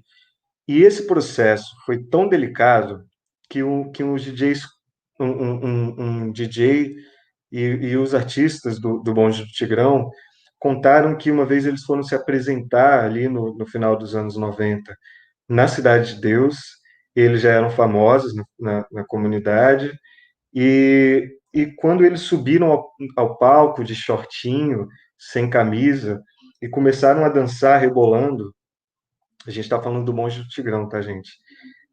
Os bandidos, enfim, né, os bandidos ali da comunidade chegaram armados, apontando os fuzis para eles e dizendo que rebolão não era algo permitido na favela. E que se eles não descessem, se eles não parassem de dançar, a vida deles estava em risco. Então, imagina o que é assumir, o que é criar essa tecnologia do encantamento num contexto de tamanho controle sobre o corpo de um homem negro, né? Sobre esse corpo específico.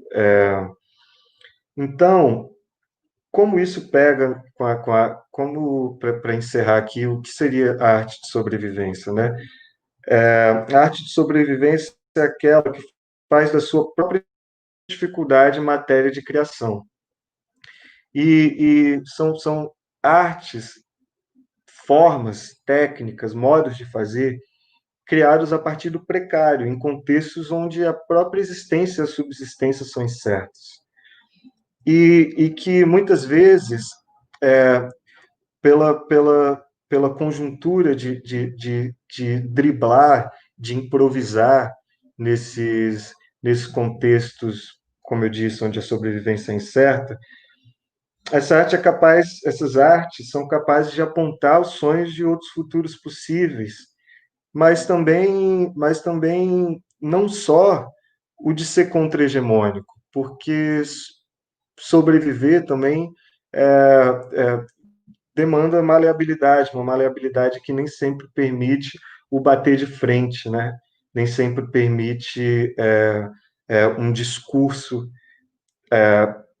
a priori, e essa palavra discurso é importante porque ela é diferente de prática ou de performance, né?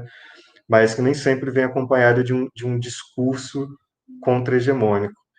Então, não sei se eu respondi sua pergunta, mas foi um pouco isso que me veio. Não, tá ótimo, é isso aí. É um debate, né, que a gente está conversando. Ulisses, com você. Eu estava aqui pensando enquanto eu escutava vocês. Eu acho que se a gente problematiza... eu propositadamente hoje vim aqui imbuído com esse desejo de problematizar. Que a gente passe reto pelo termo corpo, né, que é um termo que dentro desses estudos da sexualidade, do gênero, dessas identidades que são fundamentais para que a gente possa pensar as corporeidades, as masculinidades, se eu estou problematizando esse termo, que ele soa tão real e tão palpável, né, porque ele é o que nos constitui materialmente no mundo, eu vou me dar a liberdade de fazer a mesma problematização com o termo arte. porque, muito embora me pareça que a arte pode ser, sim, um instrumento fabuloso de resistência, há outras manifestações artísticas que são instrumentos de sedimentação, de perpetuação, de apagamento, e daí é sempre olhar para um contexto local, vai colaborar, local, ou pelo menos olhar para um objeto artístico, né, olhar para um exemplo específico. E eu acho que é por isso também que me parece fundamental que a gente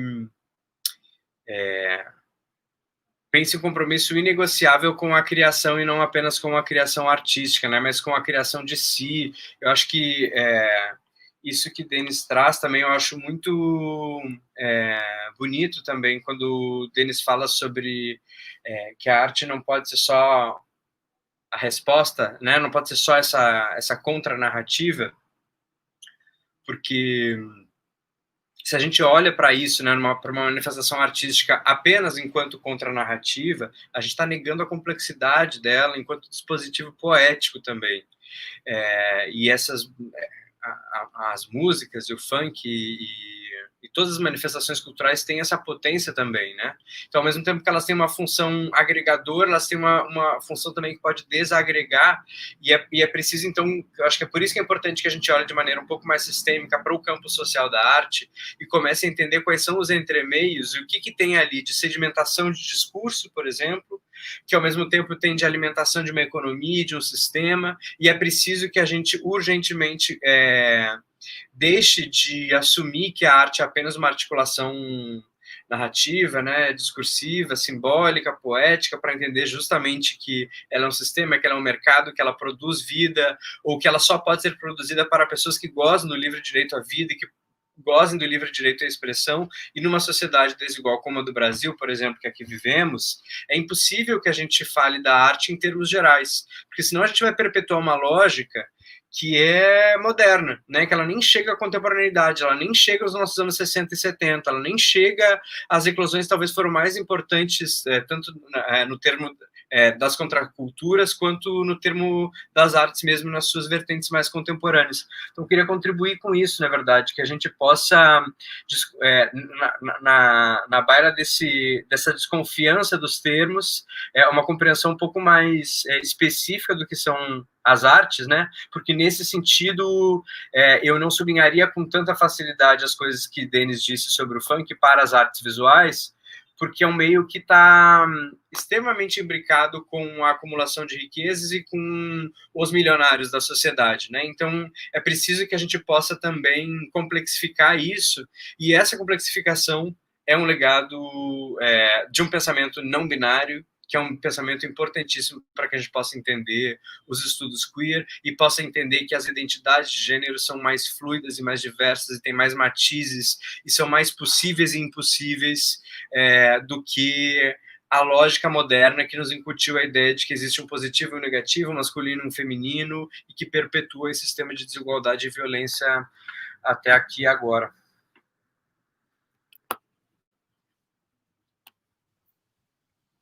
Foi? Foi. Obrigada, Ulisses. Muito boa essa última conversa entre vocês. Eu separei mais uma questão aqui. Eu fiquei pensando, gente, eu não convidei a gata. Ela veio sem eu chamar. Desculpa, figurante.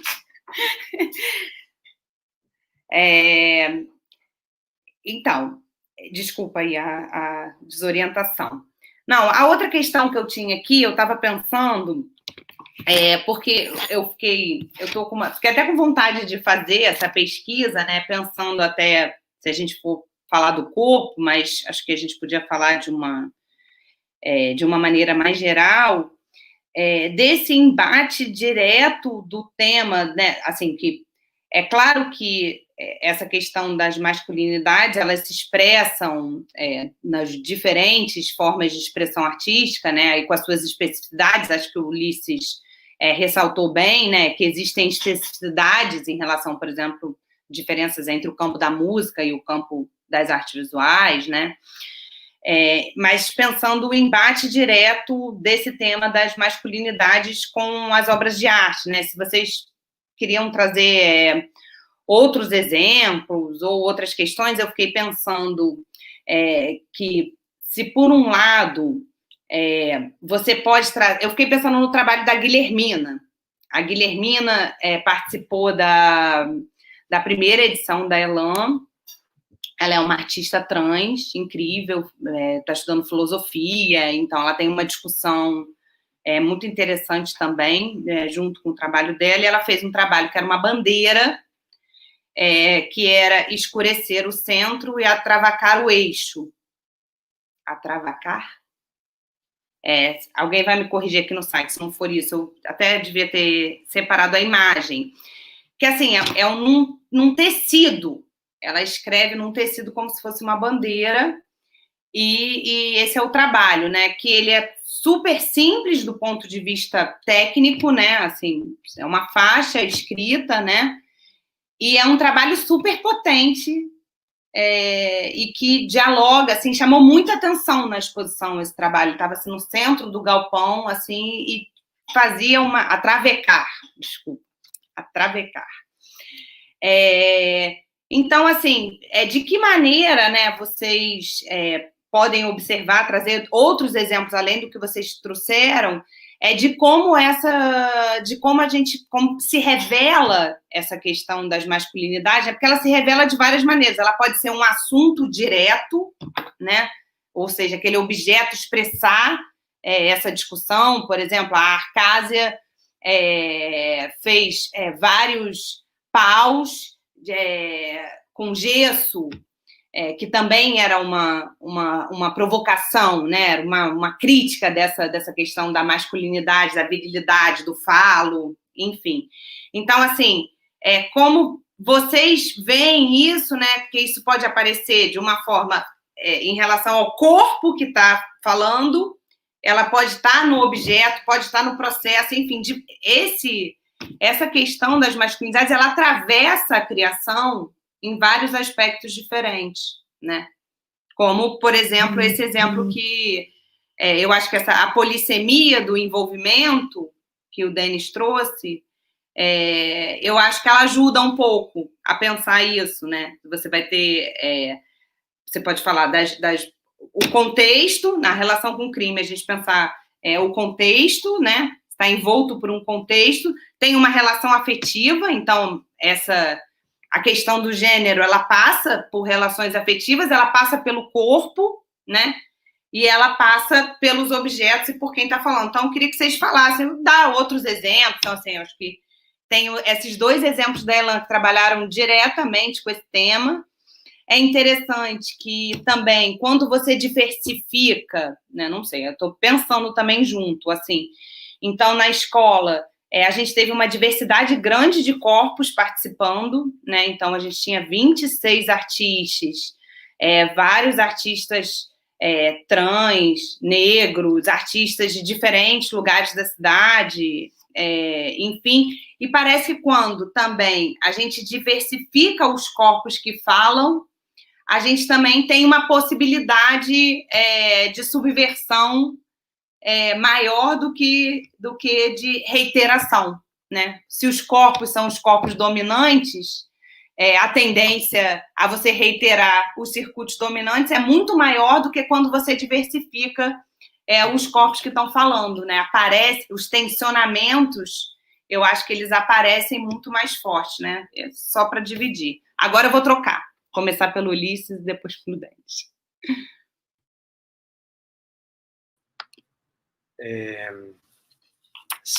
Sim, acho que aí temos pano para manga para a gente falar, assim.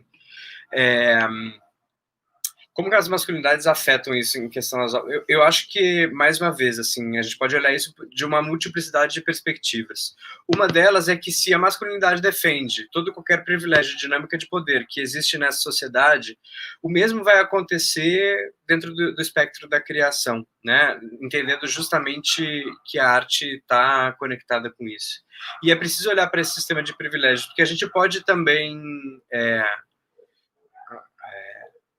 pensar nessa possibilidade de diversificar os corpos, porque a gente vai ter um discurso aí mais complexo, ou, no entanto, pensar que esse é o único gesto responsável para com a pluralidade do mundo e para com um sistema de pensamento que se nega a uniformizar os corpos e se nega a enxergar recortes uniformizantes, acachapantes, que sedimentem as pessoas apenas como dados, como os números, e que possa olhar para essas indivíduas nas suas complexidades todas, né? Então, essas sujeitas vão trazer, sim, essas questões para dentro do campo da arte e vão, com alguma sorte, poder fazer isso com mais força nesse momento agora.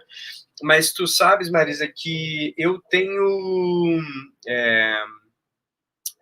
a partir de muitas pesquisas que olham para esse passado recente, para a construção de um pensamento fora da norma, e para as questões, muito embora seja um curador que trabalha com arte contemporânea, tem encontrado, para a gente olhar para as questões do universo LGBTQI+, no Brasil, muita dificuldade de falar sobre questões estéticas sem falar de uma outra questão que não é exatamente das artes, mas sobre a história dos movimentos sociais no Brasil. Me parece que, não apenas no Brasil, né, assim, eu acho que isso é uma constante quando a gente vai falar da história do movimento queer no mundo, né? Algumas das imagens mais insubordinadas e que mais marcaram o discurso artístico e o discurso da criação e o discurso que faz com que a gente possa estar aqui hoje, tendo esse diálogo, né, e falando sobre uma poética travesti, falando sobre uma poética bicha, falando sobre uma poética sapatão, o que nos trouxe até aqui enquanto possibilidade não foi uma abertura do campo das artes, foram conquistas do movimento social organizado, que se nega a ser subjugado e vai às ruas e vai de maneira insubordinada fazerem atos performativos, manifestações nas ruas e com seus cartazes, camisetas, botões, jornais, zines, e todas essas questões que estão muitas vezes ligadas não apenas à lógica da artesania, da técnica super refinada, mas justamente estão mais preocupadas na reprodutibilidade, na comunicabilidade, justamente dentro de um viés mais conceitual. Ou seja, esses trabalhos, de alguma maneira, entendem a arte como, e aí eu vou usar um termo de um trabalho específico do Cildo Meirelles, propositadamente para a gente fazer uma ponte para falar de uma obra travestigênero e para falar de uma obra também cisgênera, das inserções em circuitos ideológicos, né? Na compreensão de que a arte e o sistema das artes depende de um sistema de valoração, depende de um sistema de precariedades e de um sistema que precariza vidas. Então, é fabuloso que a gente possa olhar para a maneira como essas estéticas, essas produções de imagens que muitas vezes sequer estavam preocupadas com a reivindicação de um espaço dentro de uma instituição cultural ou sequer estavam sendo intencionadas para serem guardadas e virarem artefato da luta de um tempo.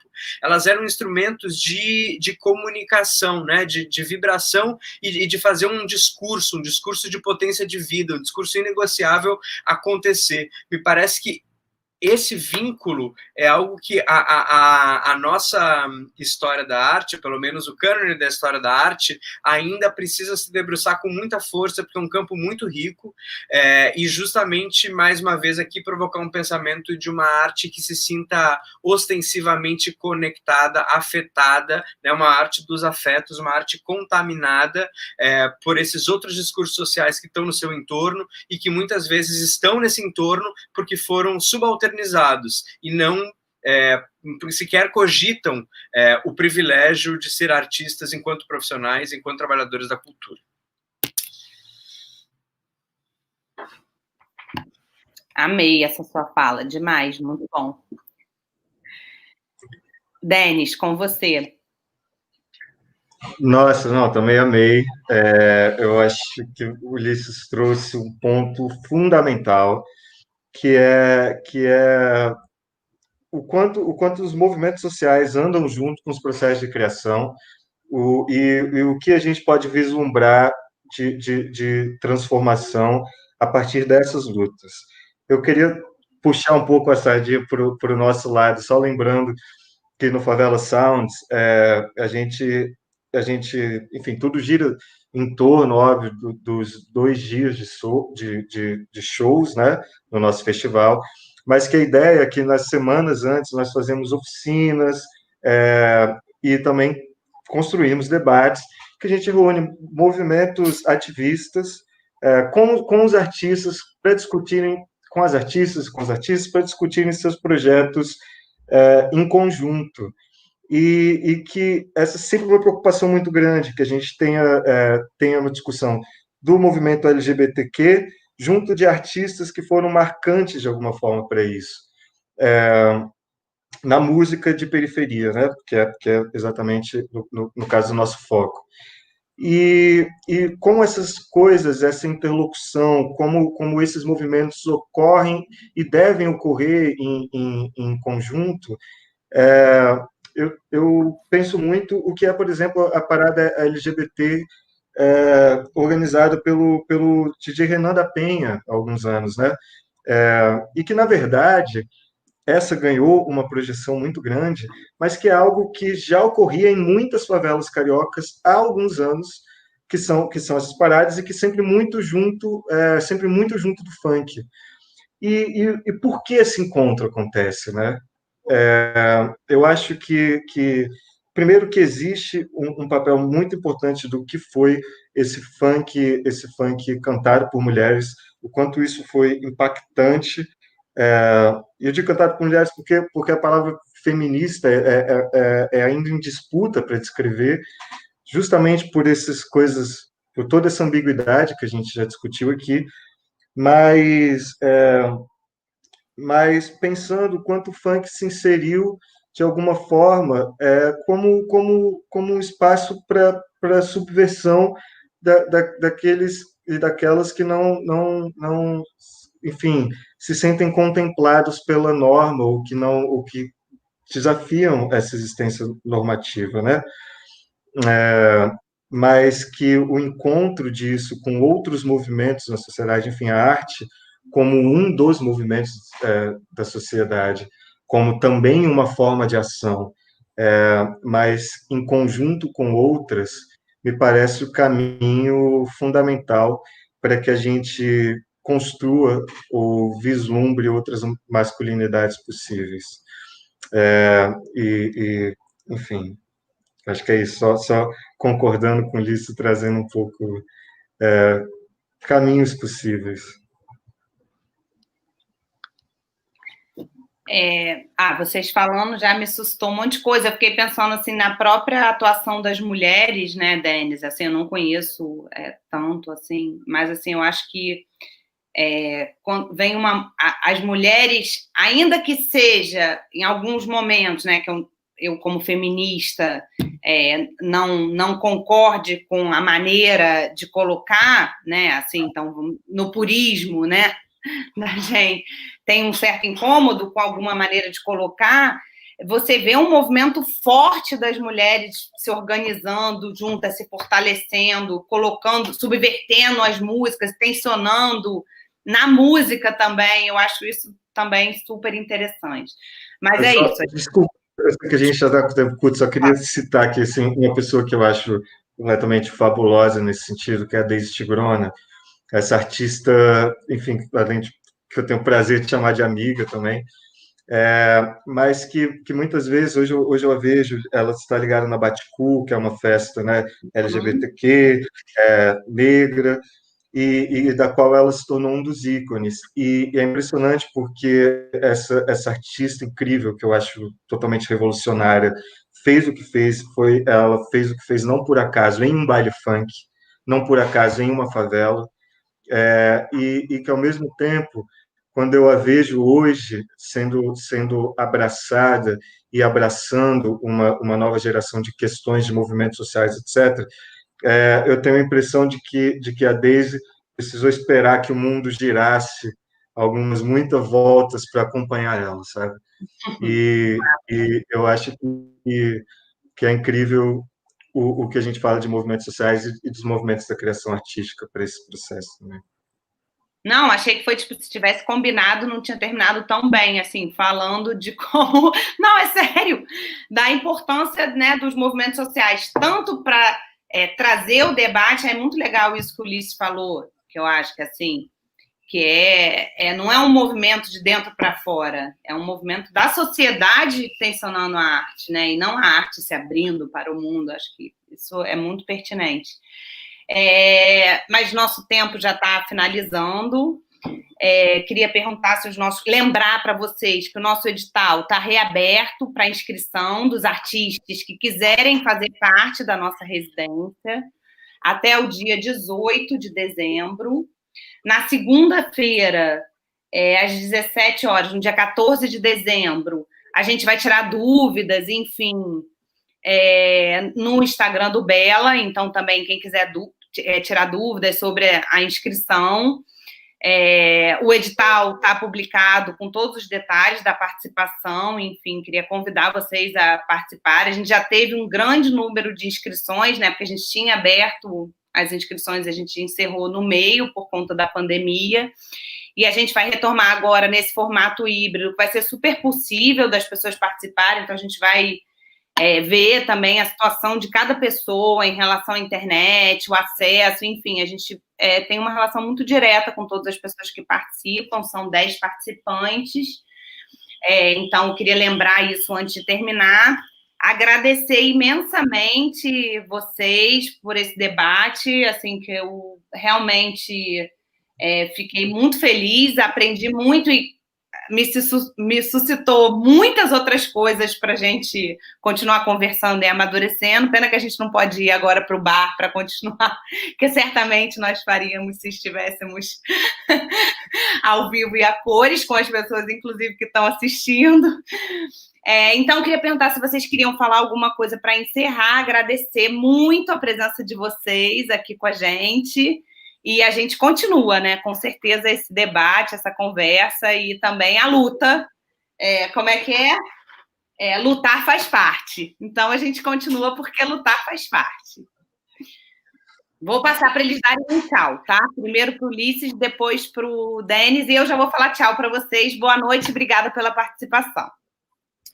Obrigado, Marisa. Obrigado, Denis. Eu também aprendi muito e achei uma noite frutífera. Espero muito que a gente possa continuar destrinchando os termos e investigando a linguagem, investigando nossas práticas nesse exercício autocrítico. Falo isso, né, desde a posição, me apresentei aqui como sujeito bicha, mas assim, ainda gozando dos privilégios da masculinidade que esse corpo oferece. Então, o compromisso em revisar isso é cotidiano, é extenso, é gigantesco, os compromissos de revisão da branquitude, do sistema de privilégios da arte, e que a gente possa, eu espero, Denis e demais pessoas que estão nos assistindo, complexificar os terrenos artísticos, arte contemporânea, funk, visualidades, imagética do movimento social, e que a gente possa criar realmente uma sociedade com uma lógica de colaboração um pouco mais plural, um pouco mais intensa e um pouco mais frutífera, porque o que o governo quer é o contrário.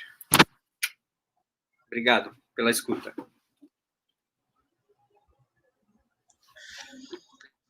Bom, depois dessa fala maravilhosa do Ulisses, eu acho que faço minhas as palavras dele e agradeço imensamente pelo convite. Então, foi um prazer enorme participar. Eu espero que essa interlocução se mantenha.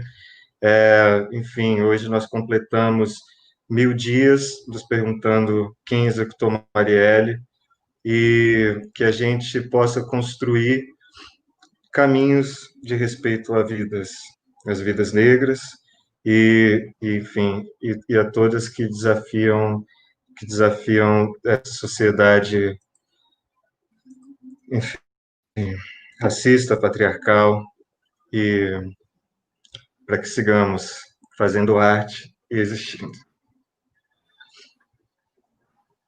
Obrigada, gente. Boa noite. Obrigada, pessoas, todos participantes. Beijo. Beijo. Tchau, tchau.